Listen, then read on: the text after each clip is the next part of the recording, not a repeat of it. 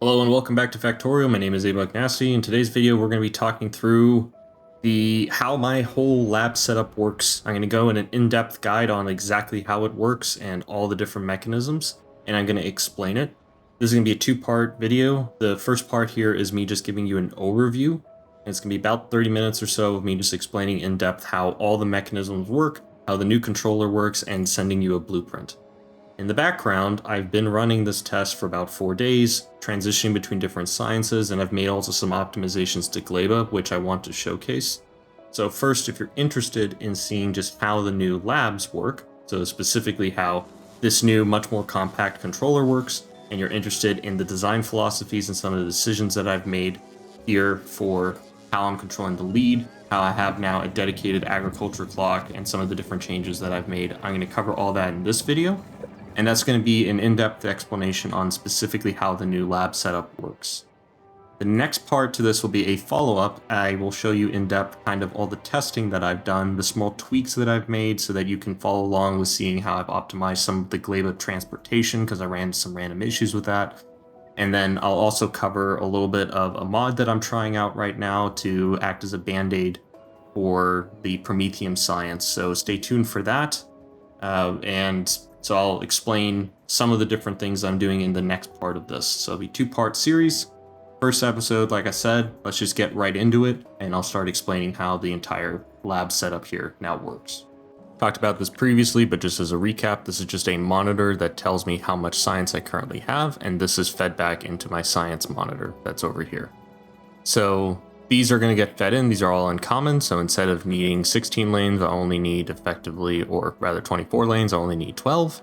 And so these 12 lanes are fed in. They are priority split to the very first ones, and then I use basically double facing split turbo splitters like this so that the green and red can then get split, and then sure, they go on opposite sides, but it doesn't matter for this setup. So they wind up getting split in like this, and they're all backfed. That is a decision that I made here for all of the science that is fed from novice. I wanted them to come into the back.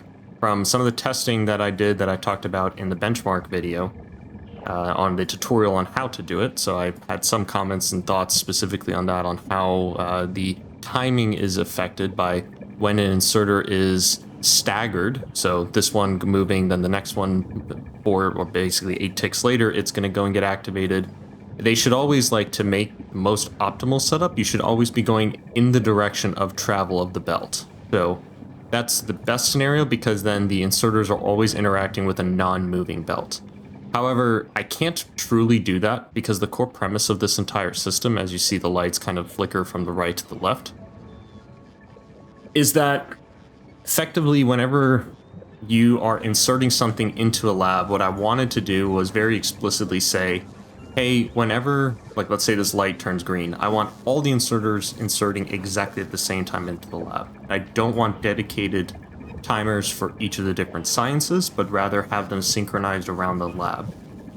So that means that for staggering, in order to split the difference between being always optimal going with the direction of travel of the belt versus going against the travel of the belt, and that's the worst case staggering that you can do.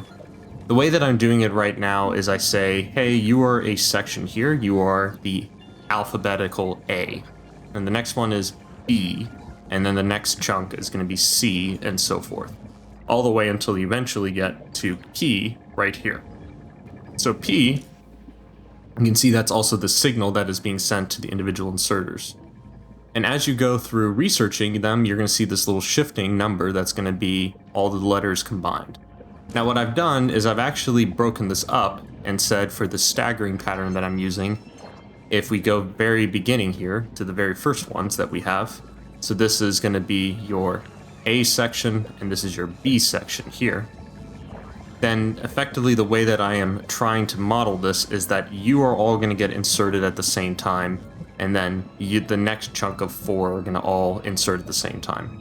And through testing and some of the benchmarks that I've conducted, this is better to kind of balance inserter spikes with interacting with a belt and it moving. So Overall, this was kind of a balanced approach because I am going to continuously insert things from the back and feed them this way because it's logistically a lot easier to feed all the signs from the back from Novice than it is to route all these lanes, especially if this was common. This would get really, really hard to route, 24 lanes per, quadrant like this, all from the front, because this is already relatively congested just to get all that science in there. So I've made that decision. It's not as optimal for UPS, so my suggestion would be if you can figure out a nicer way to route them. I didn't want to deal with that challenge. I rather just have them fed from the back because I like that aesthetically better and also organizationally better to do it this way. But if you are going to want to go for the most optimal design, the best staggering pattern that you can do is start from the front and have each of these inserters active for 4 ticks and then disabled. And then the next one would start 8 ticks after the first one to give enough spacing for all these inserters. That would be my suggestion.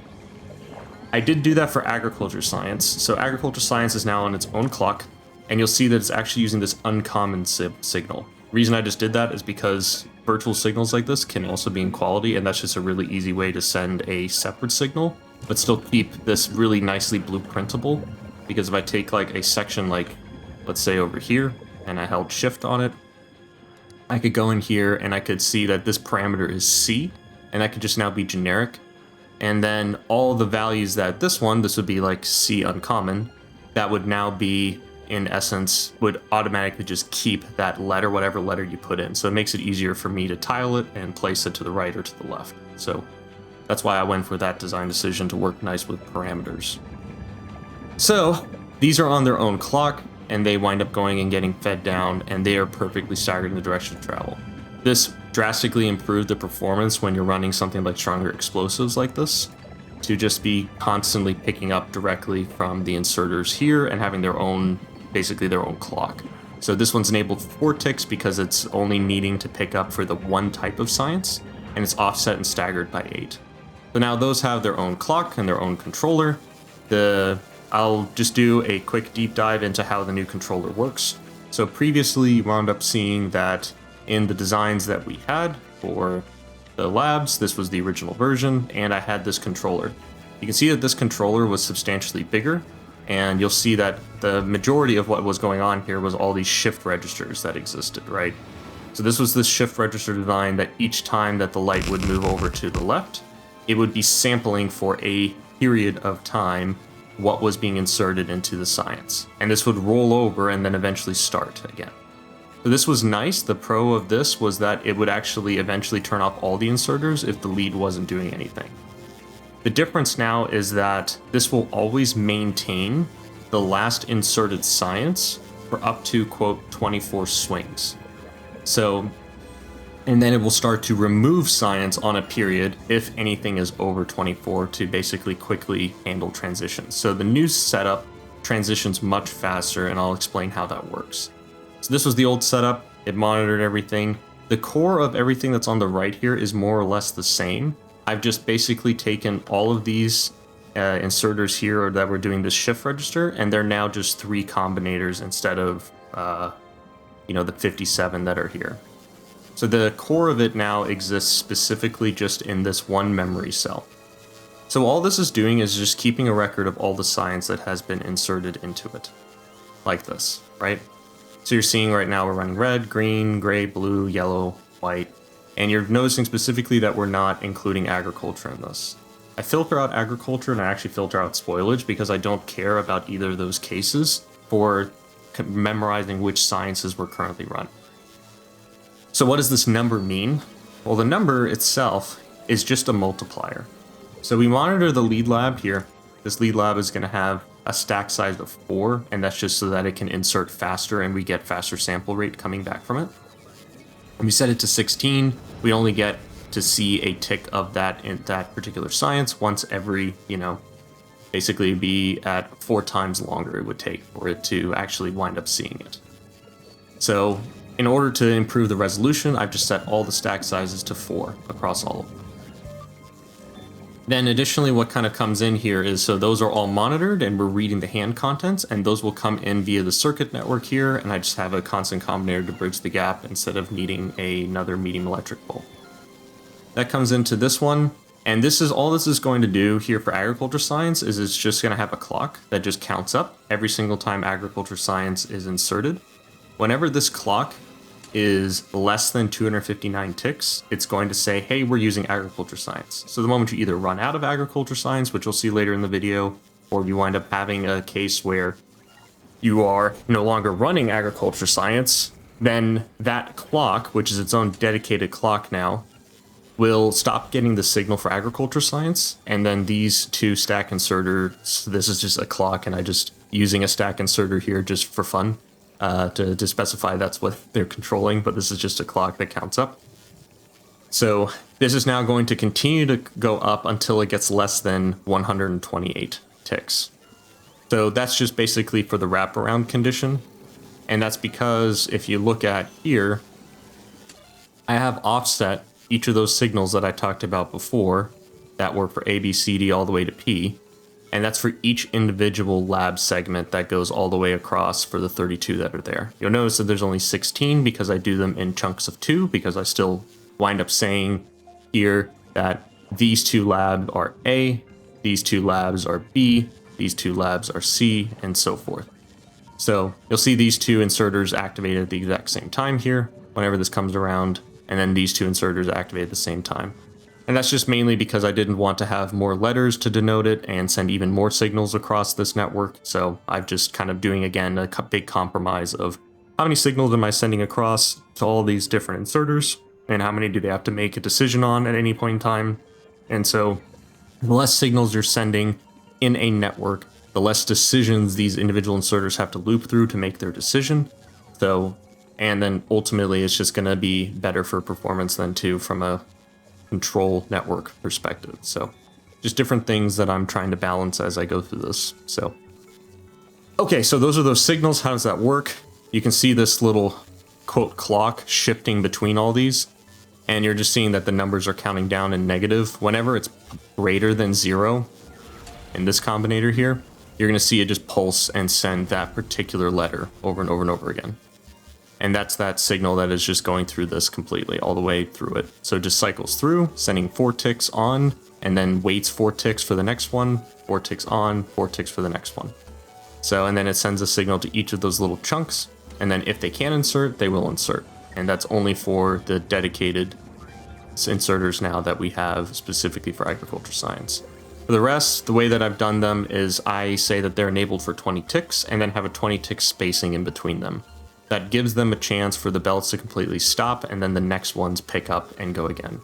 So that's kind of the spacing that I've done to kind of help balance the staggering that we're doing between each of those different chunks of buildings that I said. So, 2 labs, 2 labs, 2 labs, 2 labs, 2 labs. And we just run all 4 together. And the next ones we run all 4 together. And then this is the tick offset for the main clock that's calculating the offsets. So the same way that agriculture science works, that's exactly how these are going to work for the regular letters for all the other sciences that are being inserted. And then that is just calculating here, and you're going to see the output signals of A, B, C, D, and them going in chunks together. So A and B together, C and D together, and so forth. Those are all then fed in, and those are those signals that are sent out, and you can see them across the network here as they send all the different signals for all the different inserters. So the actual active running sciences are all sent over the red wire. So we have an extra one that is sent when Promethium science is completely filtered out, when they come into the full network of detecting which sciences are going to be in there. So we completely filter out spoilage, completely filter out agriculture science. And then we have just an extra constant combinator here that just multiplies it by 1 just to have 1 tick delay, so that when all the signals that are combined, so for these 3, that it can actually subtract fully the agriculture science and the spoilage if it ever happens, just so we can completely filter that out from the network. Once those are put in, depending on the quality size, so if this is quality is normal, uncommon, rare, epic, or legendary, they're then going to multiply by the effective value of that science. So common is going to be multiplied by 1, rare is going to multiply by 3, legendary is going to multiply by 6, and so forth. That is sent for 1 tick and is sent back in to the main memory cell that's keeping track of everything. You'll see that this number goes up. It just captures anything that comes in and holds it. And then a separate thing I've explained previously how this clock works, but the main thing is we're just going to be pulsing whenever normal science is ready to be inserted at stack 16 size. And this is an explicit clock that is perfectly clocked for it. I've also updated the clock, by the way, to make some corrections to it, because someone in my Discord pointed out that yes, the timings of my original subtick clock were rounded, so I had to change them in here to reflect that. So every 230,400, this particular normal is going to get triggered, and then twice that would be for uncommon, 3 times it would be rare, and then 6 times it for legendary. You'll see this little ghost signal that is a fourth of the normal rate. So normal is whenever the science would have to be inserted at stack size 16. So since I'm running the stack size at 4 on the lead lab, I want to have a ghost signal that is a quarter of the rate of normal science. And that ghost signal is what is fed in to basically saying, hey, anytime that the ghost signal is activated, for any value that is greater than 24, I want to subtract 1. So what that's going to do is, compared to the big shift register that you saw originally here, instead of it just holding the values for a cycle and then slowly rolling off, this will start to remove the values on this tick rate. So for legendary, for example, every single time it swings and puts it in there, it's going to be added as 6. Well, then for 4 cycles, it is going to subtract 1 every single time. So eventually, after 6 swings, or 6 clicks of this, legendary should be inserted again. That's kind of how this whole premise works, is that it's going to subtract based on the clock over time this science. So if you ever stop using, let's say, the legendary space science, it's going to slowly roll off, and it's going to eventually go down to 0 at some point. It would never go down to a negative number. It would always just go down eventually to 0 and go away completely. So that works really nicely with the new transition mechanism. So the way that transitions are handled is it basically says, hey, if any of these numbers for any of the sciences, whatever quality they are, is greater than 6, there's something. So let's say red and green is greater than 6. And then something is inserted once. So let's say that is military science is inserted because you're using purple science before, and you get a 1-tick pulse where this inserter swings and puts something into it. Whenever that happens, it's going to immediately trigger and say, okay, we need to immediately wipe the memory. So it's going to send this delete signal, and that's going to get fed back into the main memory cell, and then that will wipe the memory the moment that this delete signal is there. So that way you can instantly transition, and then none of them should ever in that situation be satisfied that you would have a 6 and 1 situation again, because they would be inserting perfectly red, green, gray, blue, etc. And so it won't continue to wipe the memory. The other case that I'm doing as well is the reason I have this greater than 30 and less than 16 is in the case of going to Promethium science. This is a faster way to transition into it.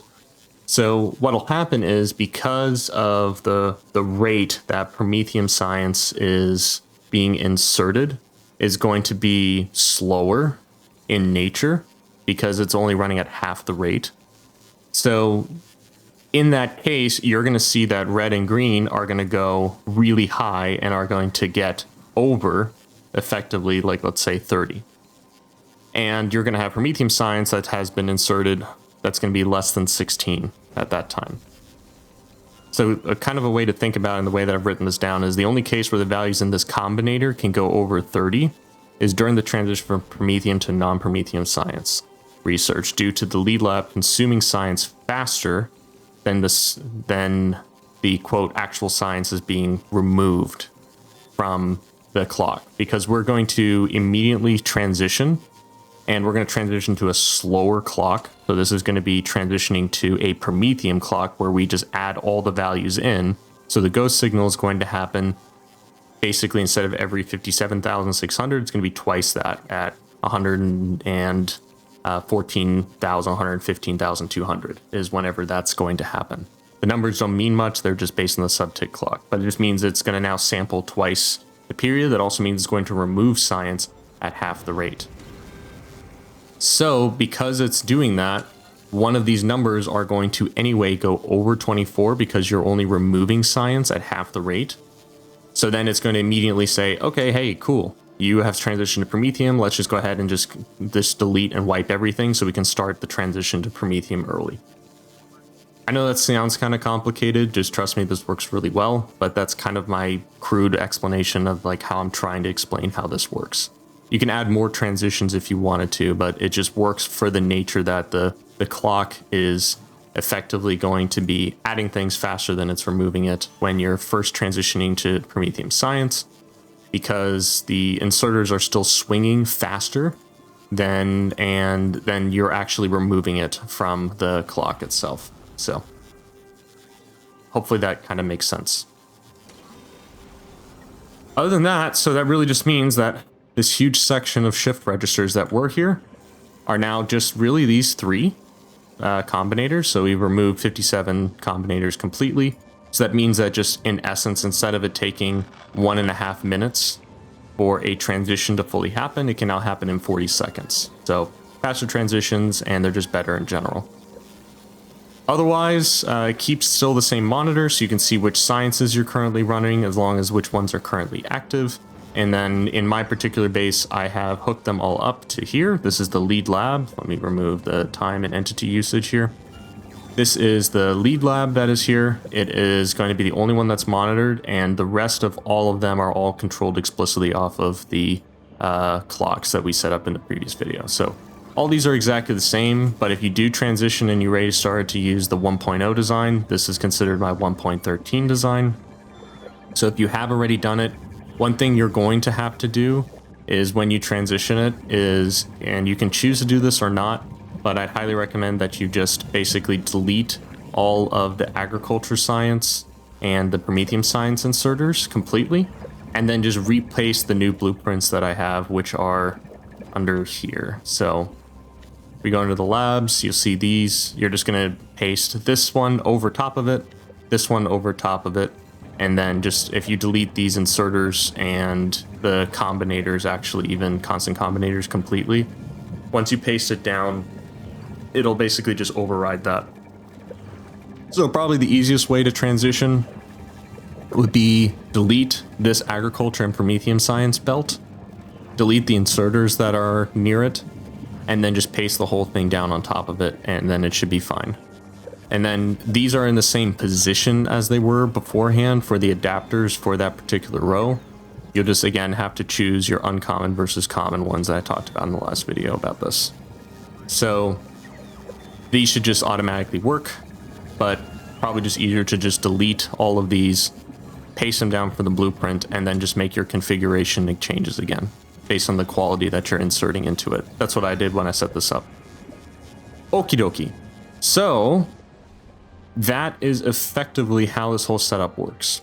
Now, when we dump Promethium science, the dumping is going to happen by this inserter. It's going to pick up everything that was inside the lab before. They're all going to travel down these belts here, and all these four are going to insert on the outside lane here, transport down here, and then go on the inside lane so that it unblocks the lanes for this. So really, this has enough time in theory to completely offload all of the science, and then those are going to be split. Now they're going to sit on this belt for a while because they have to do this for all the 32 labs that are completely across here, and they're all going to feed slowly onto this export belt here.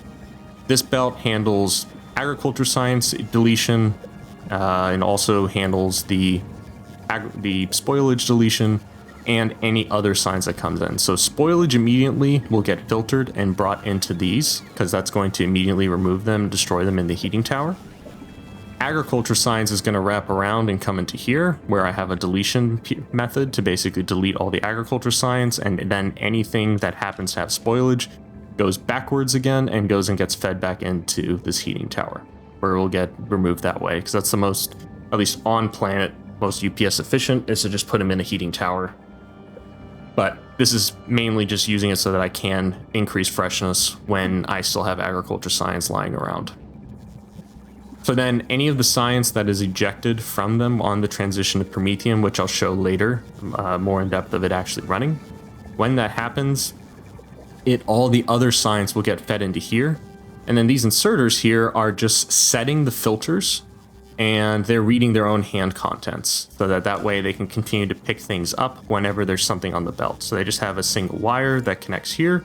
It holds the contents of the belt. This inserter is then going to read its own hand contents, and it's going to set its filters. So what you'll see is sometimes they'll pick up 12, 13, 16, whatever. They're going to pick up anything as fast as possible within the lane in front of them.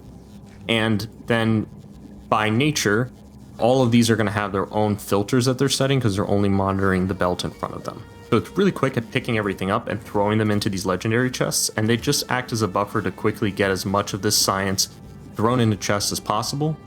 And then all of these inserters are all wired up to the same network, and this basically is going to monitor the contents of every single one of these chests. And then it's going to basically say, hey, anything that's greater than 24, we're going to go and output that. We could even say greater than or equal to 24 here, so you can see it just real quick for a flick, basically remove stuff that's in there. So, and you could even just make this greater than 0, just so that you can see it just slowly remove everything from them. You see it cycles here through all these different sciences. And you're even seeing this one kick on here for a little bit. And so the way that this works is it just basically is going to sort descending, so from the highest amount that's in these to the lowest amount. And that way it kind of balances what it's going to be throwing out of the chests, because it acts as one giant buffer, and then all these inserters are going to just set their signal and throw things onto this lane. One inserter is going to pick it up, again using that method of just reading the contents on the belt in front of it directly, and they're going to throw this in this chest. And so what this is going to do is it's only going to pick up additional Promethium if there's no Promethium in this chest. And then otherwise, everything, this one doesn't have a clock, doesn't have anything and set onto it, it's just fully wakeless. It will just insert anything into this lab that it can. And it will only here request additional agriculture science, because I don't put agriculture science or spoilage in here, I just delete it. It'll only request additional agriculture science if all of the sciences are included in the main buffer chest here. Now, I have one extra edge case that can happen because you can't really deterministically know what the science research was before, so you might have, in this case, you can see an imbalance where we just have no reds, but we have a little bit of green, we have a little bit of other things in here. If anything in here ever gets greater than 2,000, and 2,000 is specifically chosen because the stack size is 200 on these, so, and then 200 in 120 of these, right? You could basically fit, so for all the different 12 sciences, but you're not really putting 12 sciences, you're only putting 11 sciences in here because agriculture science is in there. So 2,000, so that would be a full row across here, right? So that means that for the 120 slots, you have 11 rows of science that you can put in, plus a little bit of extra for wiggle room. So if anything exceeds a full row of that science, it's then going to it's going to output that, set the filters on this stack inserter, and then it will go down here for deletion. And then that's just so that anything that overflows or we have too much of, we're going to eventually delete. And then only we're going to pull out of this chest whenever something is greater than or equal to 16, and then this inserter is going to swing once, bring it back into circulation, and then it'll come back into these chests and then come back in here. That way you're always dealing with overflow in case you ever have too much science in there. That's basically my solution. So that way you're still using the science as much as you can, but just knowing that you're sometimes going to have a little bit extra science just floating around, sitting in here from a transition from stronger explosives or whatever it is back to Promethium. Okay, that's the overview of how this whole system is going to work. And one last thing to note, how do I deal with removing agriculture science? Well, I just have a timer here that is effectively going to say, hey, cool. On a timer, if agriculture science is greater than 150,000 in the whole entire logistics network, we're going to start a timer. If it stays like this for 20 minutes, we're at that point going to start removing agriculture science until it goes below, again, 150k. We could adjust the timer, adjust the timing of how long it's going to do this, but in practice, if you're constantly consuming agriculture science because it is just in time bringing it here from Gleba, you're not going to be really over this limit for more than like 3-4 minutes. So if that, like usually it's probably about a minute max that you're ever going to stay over 150,000. So in practice, more like 30 seconds. So that's always going to be slightly above that value. So, or just always below it. So that just means you're constantly consuming it. The moment that you stop consuming agriculture science, it's going to just sit over 150,000 because we've requested for, I think, 280,000 or 300,000 to be here on novice. So, and then it will know eventually, okay, I can remove it. And so I have it right now locked out because I haven't found it to be useful. I just let it rot and then slowly transition. And that's been working fine. And I'll show you just kind of some of the troubleshooting that I've done to make sure that the whole entire system works here in a second. Okay, so once this actually happens, and that it would actually want to delete science, it'll send basically this skull signal until agriculture science is greater than, or basically it's less than 10k. And then at that point, that will mean that we've removed all the agriculture science completely from the whole system as fast as possible. And we can then start cleaning up.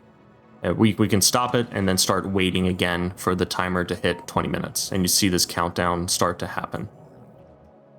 Once that skull signal is sent across here, that's going to come over a wire that comes here to this radar.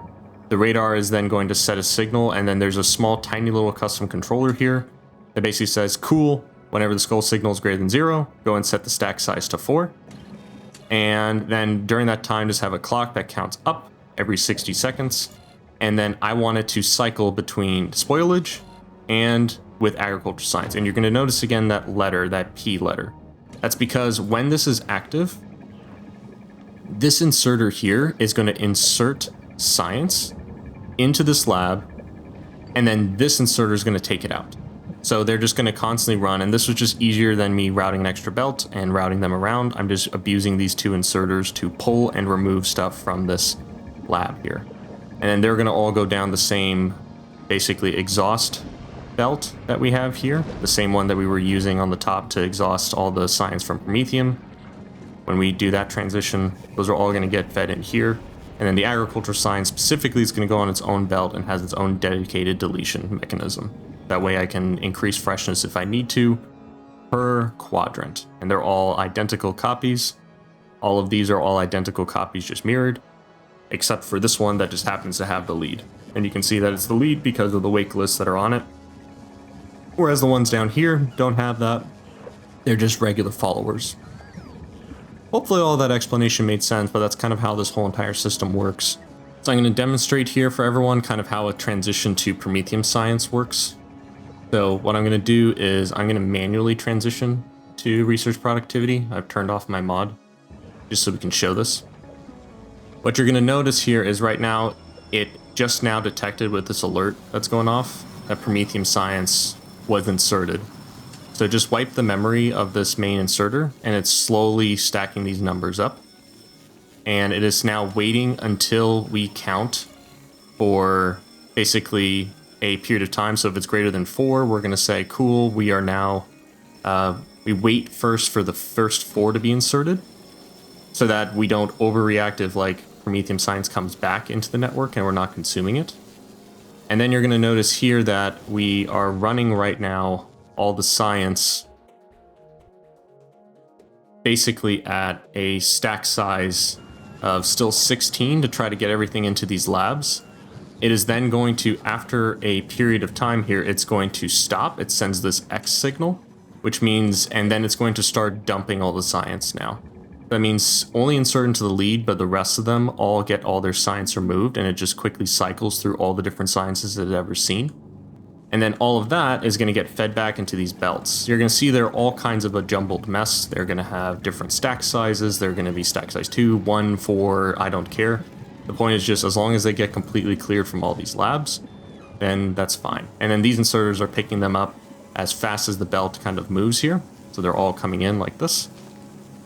And then whichever one happens to be the highest, it's going to go and grab that one out first and take them out of the chests, and then will afterwards basically grab the other sciences until it's basically emptied out everything that's in these chests.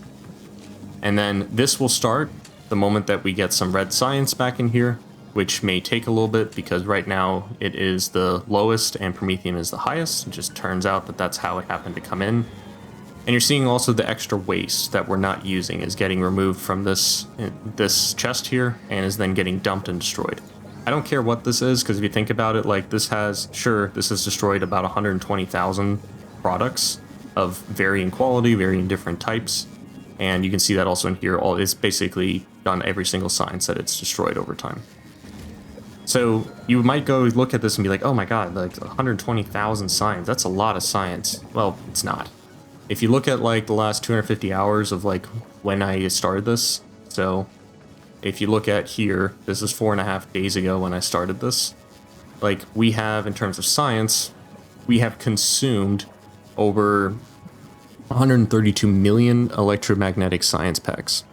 And then additionally, on top of that, just the real one to really look at is here, 1.2 billion uncommon science for red science here. So multiply that by, you know, take that in half. So instead of 1.2 billion, right, you'd be talking about like, let's say 600 million science that we've consumed during the time that I've been testing this. And you can multiply that then across all the sciences that have been used, right? But just look at that as a base. 600 million compared to 120,000 that's been destroyed. That's peanuts. And really divide that by 11, because that's how many sciences are really in here. So you're not talking about 121,000, you're talking about maybe like 15,000, 10 to 15,000 per science. So that's nothing that you're actually destroying compared to the amount of science raw that has been consumed. And this is just to get around the edge case so that all of these sciences can completely drain and all be inserted at the same time to all be 16, so that the stack sizes are all exactly synchronized during the entire time that this is running. That's the whole reason that we're doing it. Plus, it has the added benefit that right now this one's going to continue to run as long as there is some science in here. And again, we always prioritize the Promethium from here before pulling extra Promethium from this belt. So that is effectively how this one extra lab runs. So when we're running this, and I will make sure to include here the entity time usage so we can look at that. You can see that right now we're running all 1040 labs. And then the moment that these 4 labs on the outside run out, so there's 1, 2, right? 3, 4 of these extra ones run out, will go down to 1036. But really, if you think about like the consumption of all these, yes, across all of these, this is going to be 32, and then there's 3 extra, so 32 rows, 4 columns. So if you look at the consumption rate per second times 32, and then 32 times whatever the number it actually winds up being, so 32 times 8 rows, plus 3 extra labs, so 259.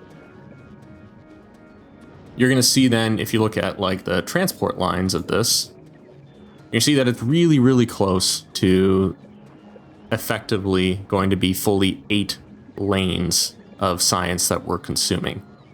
And so at the faster rate, at 60, this is even closer, but the point is like, this is effectively a rounding error for me, because if you think about like the consumption here, this is going to be, you know, per hour or per second here is 479.7. And really what I would need in order for this to be consuming the full lane would be 480 per second of each science. So 0.3 per second delta to have a slight back pressure is worth it for me in order to maintain consistency. So yes, I'm running kind of slightly underclocked because I'd need technically 1040 to fully consume everything, but 1040 would be over the limit, right? Because that would be 260 here of that, which is 481.5. So then you wouldn't have back pressure. So 0.3 per second or 0.3 times 60, or missing out on 18 science per minute. It's a rounding error for me. I'm fine with it. And that's how I deal with having consistently back pressure across the whole system, is instead of adding 1 extra lab per row of 32, so instead of running 33, what I'm doing is I'm taking each of these rows across all of them, and I'm only adding 3 extra labs down here to offset it. So instead of having 65 labs here consistently, because that's actually what you need to go over the limit, what I'm doing is I'm just adding these extra 3, and I'm dealing with the rounding error. So that's how that is how I'm dealing with it. Always have back pressure. The next thing that I want to demonstrate is what happened if you go from doing a core science research, like let's say mining productivity, and you switch over to using, let's say we go to bot speed, for example. I'll switch that over. You see the alert is immediately recognized, which is good, based on that little alert signal that's coming out and down there. And then if we look at science consumption, you'll see that pretty much instantly, because all of these are wake lists for that period of time, they immediately start consuming the other science. There's a slight dip as those other sciences wind up having to resynchronize again. But eventually, in this case, that was the entirety of the transition, is this period. And we have, we dropped from 4.5 million a minute to 4.4 million a minute. You can see that by that slight consumption of pink science, which gets a little bit wonky during that period of time. But then it starts to synchronize across legendary science, and it has a, again, like, usually like a slight dip if the size of the, if let's say one was at like, let's say 24 and the other one was at 4 in terms of their stack sizes. And then eventually, after a period here of, like I said, about 40 seconds, you're going to get into a full perfect transition. So, and the only difference is you're talking about worst case here for some of these nicer transitions, like bot speed to going and just removing one science and adding another science back in. So adding more sciences is always like really nice and smooth like this. And it's only about 40-second transition until you're fully running all the labs again. I just wanted to talk through some of the benchmarks on the actual version 1.13 of the labs and the controller and all that. So basically what I'm going to say is this is from a version 1.9 test that I wound up doing, but if you look at overall the amount of time that this test took to actually run, right, you're looking at 594,000 ticks, right? So what is that? That's almost 10 minutes of runtime. And these were run for 3 consecutive runs every single time, right? So this took so just for this one map to test it took me 30 minutes of a UPS benchmark to run. And then the rest of these here are basically effectively the same. So it was multiple hours of running benchmarks. Since 1.9 to 1.13 was mainly bug fixes because there were some wonderful people beta testing it and testing it out.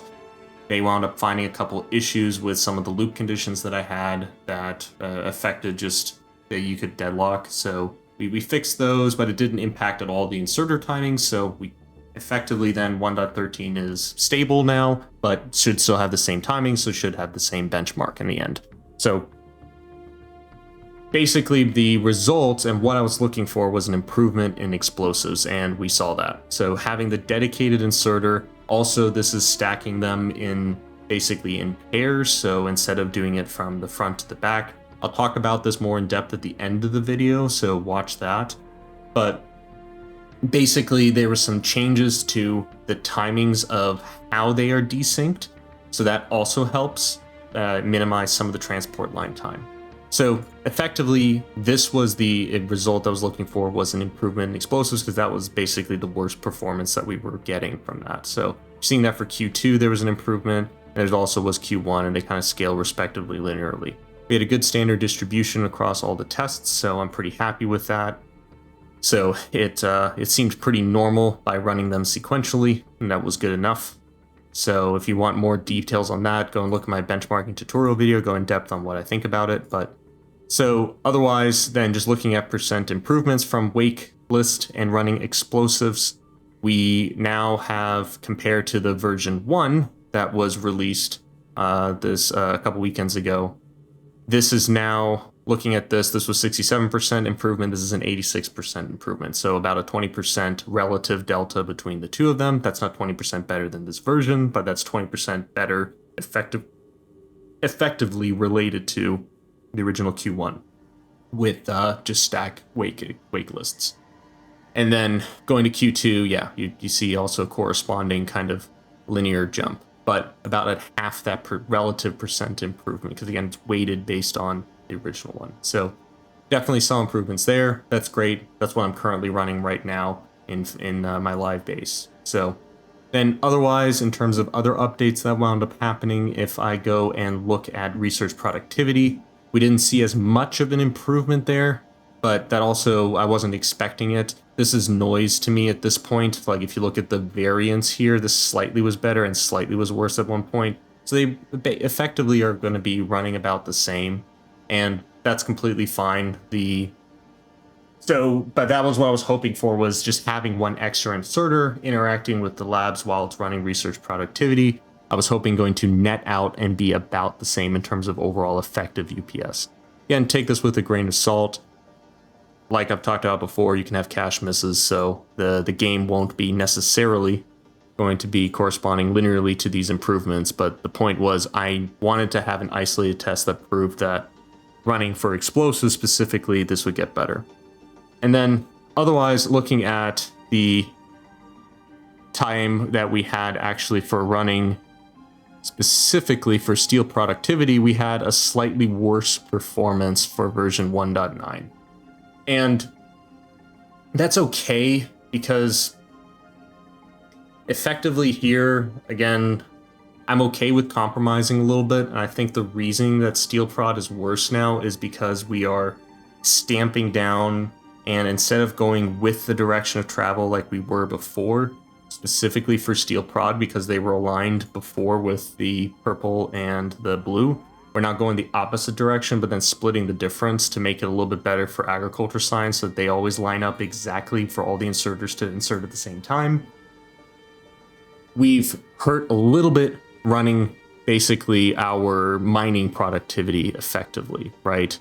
So you can see kind of this difference of the slight step down, but now it's a more balanced build, because also mining productivity is using almost nothing anyway if you're running it. So having the lab slightly more elevated for it, not a big deal, but then having way better performance for running actual agriculture science, I'll take that anytime.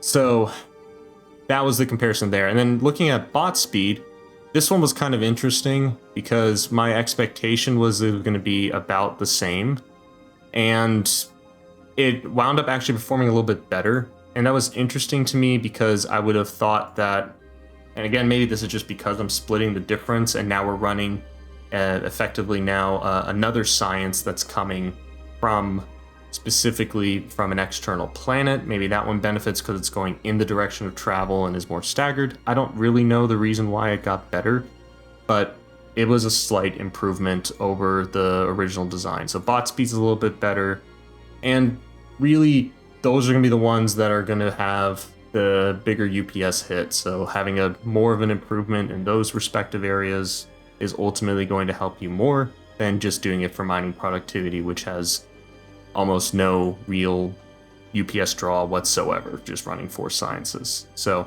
again, standard distribution was pretty good. I'm going to upload all these to my GitHub repo here once the video comes out. You'll be able to see all these along with the test files if you're interested in them, and the conclusions will be there as well, as I'll update the README with that, so you can always look at these. Thank you very much for watching. Stick around for part 2, where I go in a deep dive of all the troubleshooting that I was doing during the testing if you're interested in that. Until next time, my name is ABugNasty. See ya.